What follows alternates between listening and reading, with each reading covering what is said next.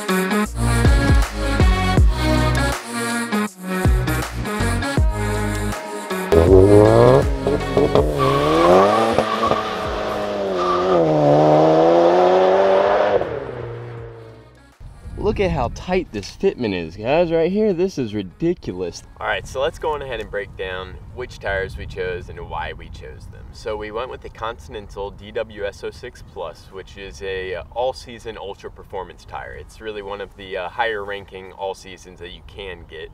And why I chose these tires. So I came from the Federal 595 Super Steel compounds, which are definitely more on the bottom of the line, but they are a summer performance tire, and whenever it's warm outside and dry, they did do pretty good, but they didn't do great by any means. One day whenever we were headed out to the beach, it actually started raining on us pretty bad whenever we were on the way out there, and the car was just hydroplaning all over the place with those Federal 595s on there. So after that, I was like, you know what, we're gonna go ahead, get some tires that can actually deal with a little bit of water on the road, because it wasn't even raining very hard. It was just, those tires just couldn't handle it. We upgraded to some all seasons that are meant to deal with a little bit more water.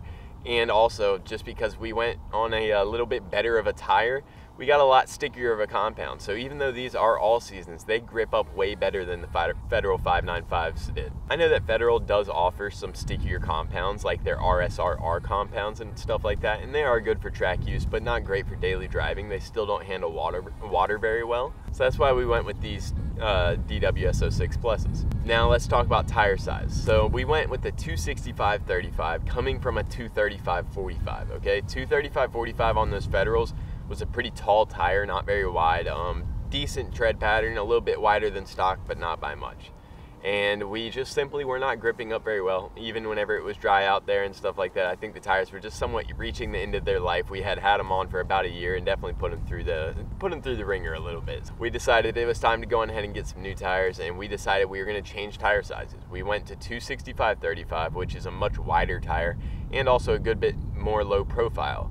And that's something that I was not sure how I would feel about, because I don't love low profile tires. I don't like feeling every single bump on the road, especially whenever I'm already on coilovers. That just intensifies that so much more. I was concerned about that a little bit, but I will say these 265/35s absorb bumps very, very well. Better than I expected, for sure. I don't feel nearly as much as I thought that I was going to whenever driving around on the road, so that is definitely a bonus and a positive thing about these tires. But also the fact that it's a 265, we have such a wider tread pattern now. No matter what, even if I had a 265/35 in the same Federal that I just came from, I would be getting better grip no matter what. But because these are also a better compound, the grip is very noticeable, and it handles phenomenally, honestly.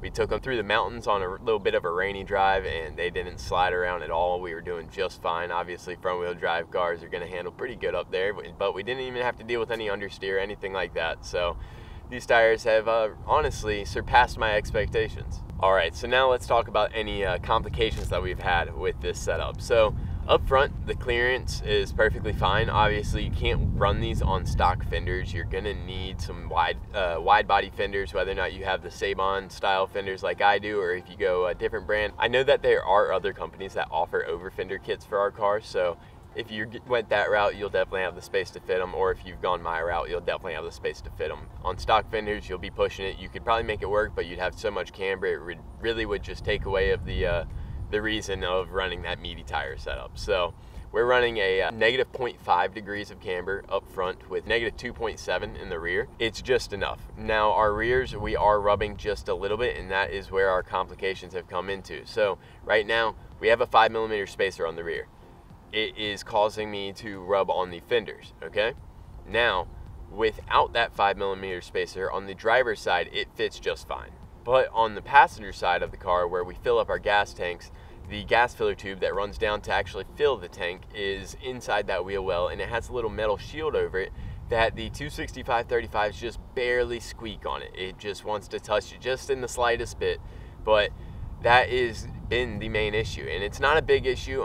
It's definitely not rubbing enough that you really would have to be super concerned with, but you'll definitely need at least a 2 to 3mm spacer and not much more than that, because basically the way that it works with these 265/35s is we've got about 5 to 7mm of play in the rear on whether or not you're going to be touching on the inside or on the fender. With that being said, right now we are running a 5mm spacer, and it is actually rubbing on the fender, so we are going to be picking up a 2mm spacer, just enough to be able to clear that inside and not rub on the fender as well. We really do not have much room to play whenever you're running a 265/35, but I wanted to try it out. I hadn't seen anybody else fit this wide of a tire on a stock body Mark 7 GTI, so we decided we were going to try it out, and it's turned out pretty good, honestly. If you like that meaty setup, you could definitely run a 265/35, and if you're not as low as I am, you'll definitely have even less issues. I'm not completely slammed by any means, but I'm low enough to where I do rub here and there on some large bumps, but it's nothing that's bad by any means. The tires are doing just fine,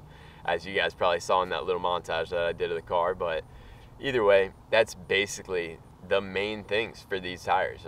We upgraded because we wanted more grip. We got more grip. We definitely deal with the weather a lot better. We're going into winter here, so those Federals, I mean, as soon as it hit 40 degrees, you were spinning all the way through 4th gear. They just turned into hockey pucks in the winter. So these tires do a lot better. They're much, much stickier, and I'm overall very, very happy. If you're considering doing a wide tire setup and you're thinking about doing a 265/35, you could definitely make it work. Will I say that it's going to be a little bit tough? It's going to be a little bit tough for sure, but it can absolutely happen. And also up front, you can actually even fit up to a 285/35. And also, let me throw in here, I should have said this at the beginning, but this is all on my wheels, which are 18 by 8.5 plus 35. So your offsets can always vary from my wheels and whatnot. That's my current setup. So if you guys are looking for any tips or tricks from this video, hopefully that helps you. And that's basically my final point. All right, so that's gonna be it for today's video. I really do hope that you guys enjoyed it. I know that it was a little bit short, I know it was different, but we had to go over what these tire sizes were, what let you guys know what you needed to watch out for if you decided to follow the same route, and just let you know that it is possible to run a 265/35 squared setup on a GTI. So hope that you guys enjoyed this video. If you did, make sure you smash that like button, let YouTube know that you enjoyed this video. And if you haven't already, smash that subscribe button, join the family. We're trying to grow this channel as big as we can, as fast as we can, and we can't do it without your support. I'll see you next time with another video.